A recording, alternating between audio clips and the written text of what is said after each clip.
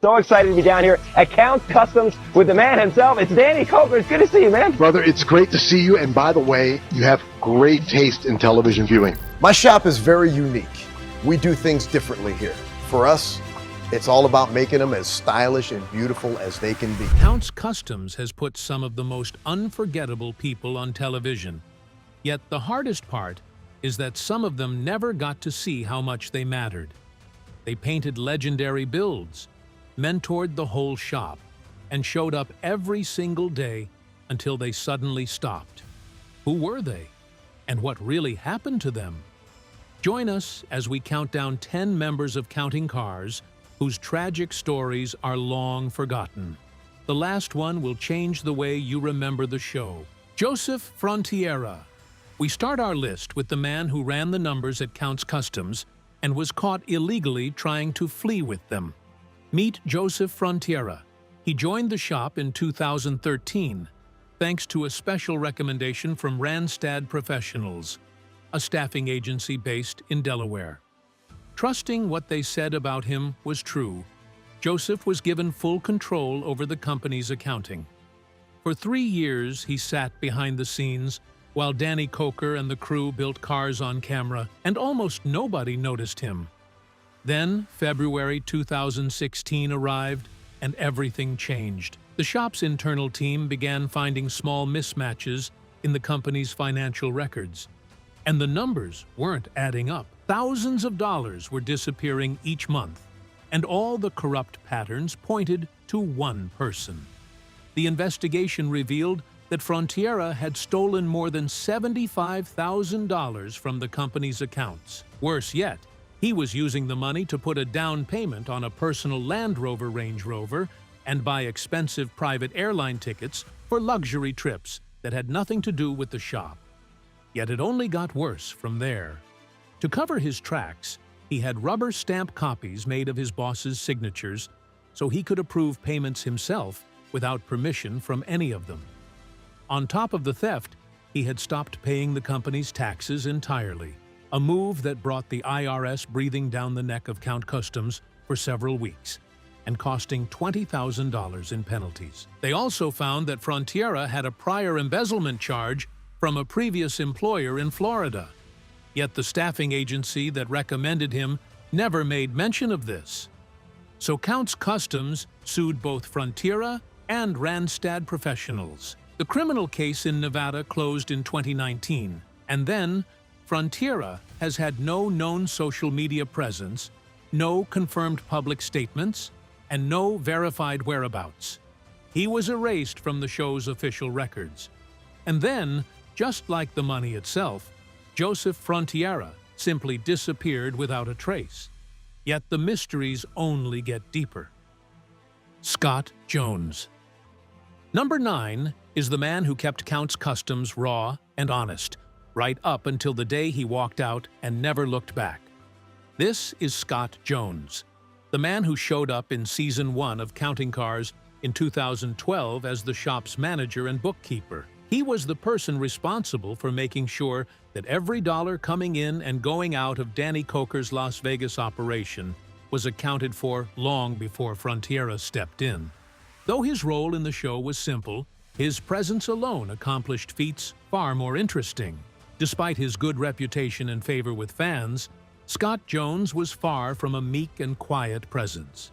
Fans who watched those early seasons remember the old Scott as the kind of man who would look his boss dead in the eye and give him a rundown of everything wrong with his plan, loudly and without apology. And that was just the start of the many troubles fans would ironically grow to love him for, even though he went over the top on multiple occasions, like the few times he ordered employees to drop face down and give him push-ups on the shop floor until he felt they'd felt enough painful discipline. He's also argued countless times with Danny over deadlines, budgets, and the cost of chasing cars that the numbers said they couldn't afford. They fought many times on and off screen, with the biggest cause being Danny's intuitive and, at times, impulsive spending habits on the next big thing he thought would improve the show. That tension was real, and it made for some of the rawest television the show ever produced. But between Season 2 and the Season 3 premiere in 2013, Scott was removed and replaced by Kevin Mack, without any explanation from the show or the History Channel. The only real explanation came with one brief mention during the Season 3 premiere.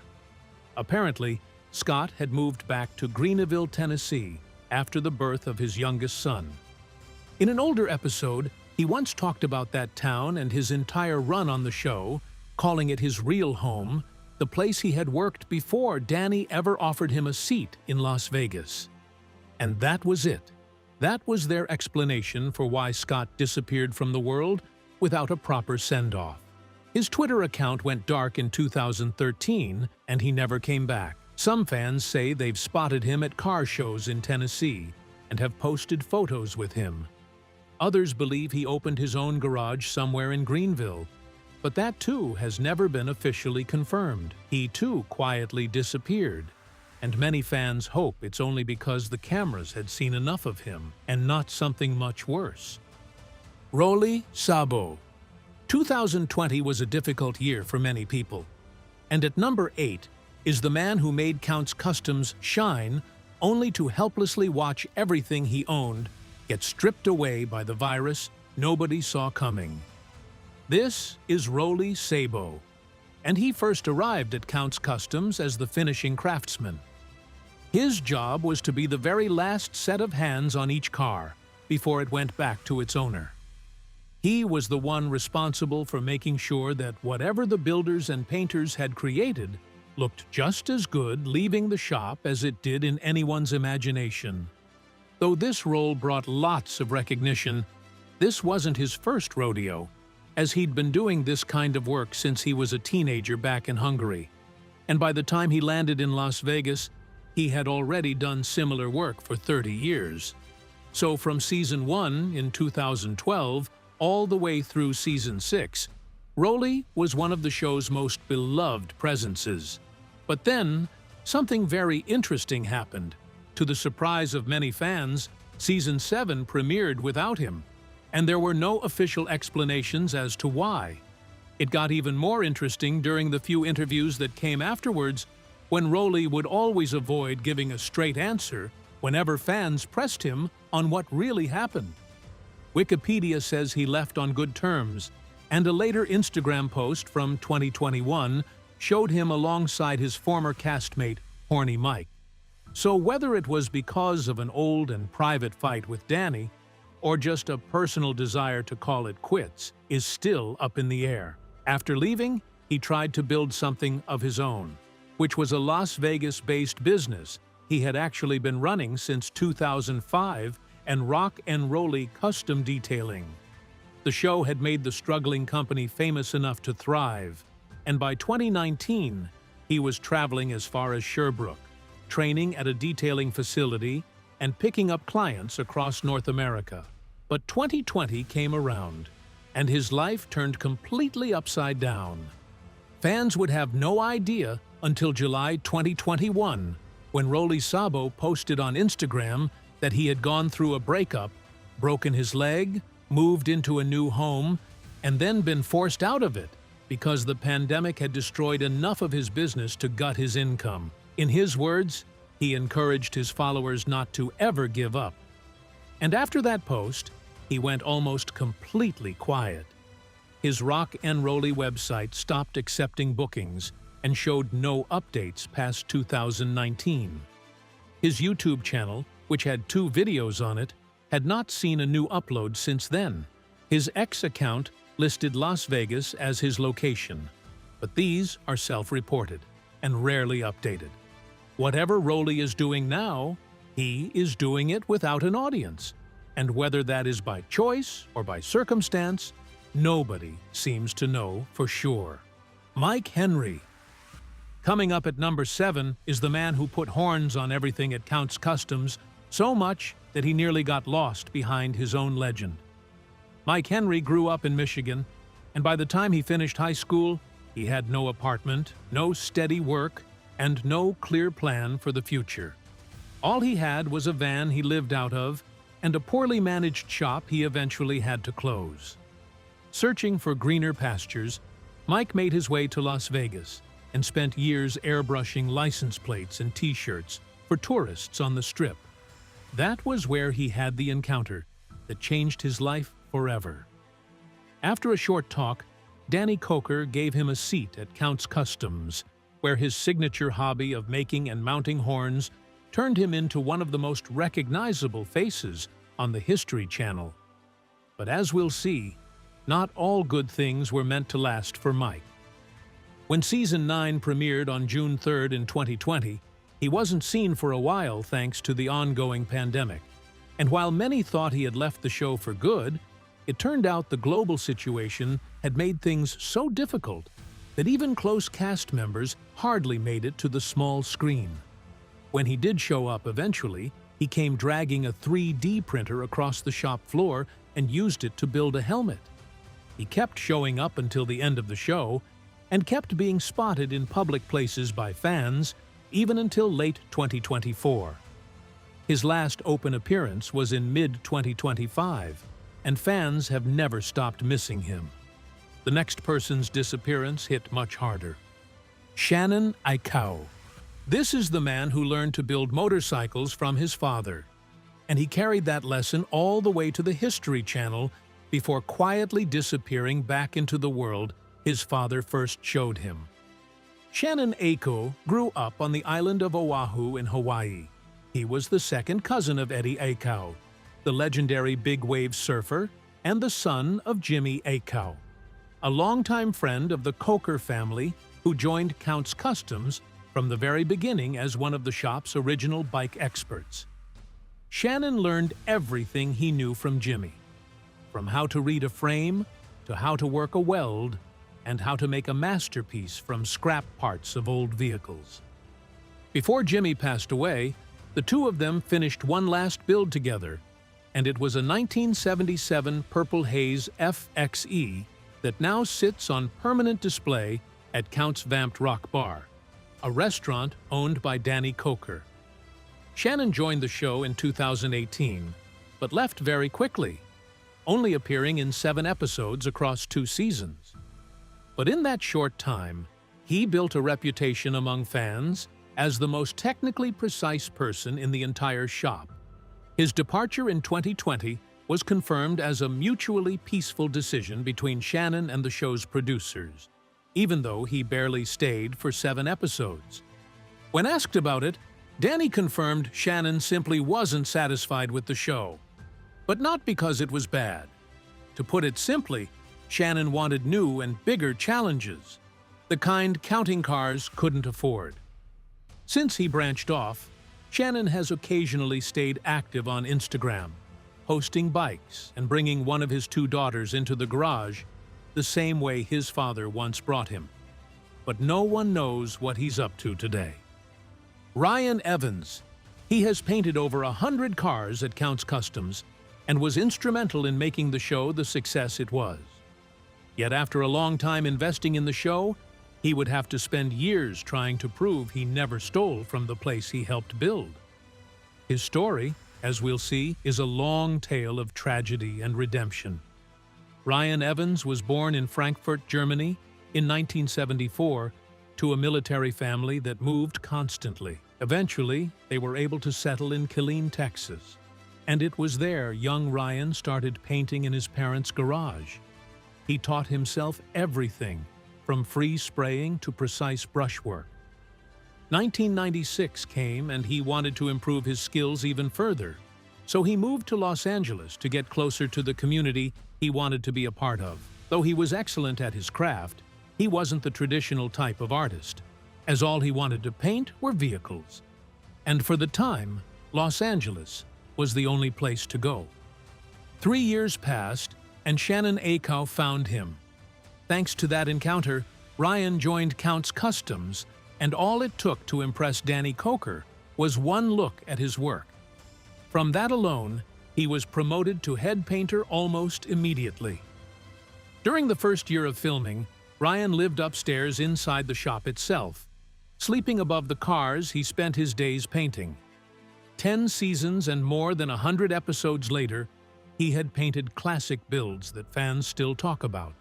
These classics include a vampire-themed 1981 Chevy that Danny had owned since 1982, the gold-flaked 1971 Superfly Cadillac, built to look like the ultimate 70s cruiser, and the 1973 Buick Riviera Boat Tail that won Airbrush Action Magazine's ASIMA Best in Show Award in 2015. That last one was the highest recognition in his field, and it seemed his future within and beyond the show was bright. But everything was about to change, this time for the worse. When the Frontiera embezzlement story broke, every major headline ran with Ryan's face attached. Fans who had watched him for a decade came asking if he was the one who had stolen from the shop. Even after the case was solved in 2019, rumors persisted until early 2024. So much so that Horny Mike recorded a video specifically to shut the rumor down, holding his phone up in the middle of the garage and pointing out that Ryan was standing right there behind him, still working, still painting, the same as he had always been for 25 years. And he still does to this day. Corey Coker. She is the woman who built the room, booked it for 16 years, and then watched it go to nothing with little to no recognition. Corey Farah was born in Las Vegas on August 8, 1965. She grew up in Chicago and earned a bachelor's degree in broadcasting. After that, she came back to Las Vegas in the 90s and worked her way up through production coordination and promotions at a local television station before she ever met her husband Danny. But it doesn't stop there. Before getting married, she made a name for herself in her small community as part of a rock band that never left the ground internationally. Still, her love for live music stayed, and when she and Danny married in 2015, after 14 years together, she had already convinced him to open a 6,000-square-foot venue at West Sahara Avenue. It was kept running since 2009, and at that venue, she served as entertainment director and booked over 300 concerts a year. Members of Pantera, Black Sabbath, Skid Row, and Night Ranger all came through her doors. But not all good things last forever. In May 2025, after years of low returns and increasing losses, she and her husband sold the venue for $4.3 million. The final show on that stage happened on June 28, 2025, marking 16 years of musical success. And that's the last we've heard of her. Harry Grandpa Rome Sr. Though he was much older than everyone else on the floor, Harry Rome Sr. was in charge of bodywork at the shop, and by late 2019, he too stopped showing up. Yet this was where fans got concerned. Though he once brought his son Harry Jr. into the same shop, no one, including his son, has given a good explanation as to where he is or what he's been up to in 7 years. His first real moment of dialogue on the show came in the episode which aired April 9, 2013. This episode was called Size Matters, where he looked into the camera and said he could do twice the work of anyone around him.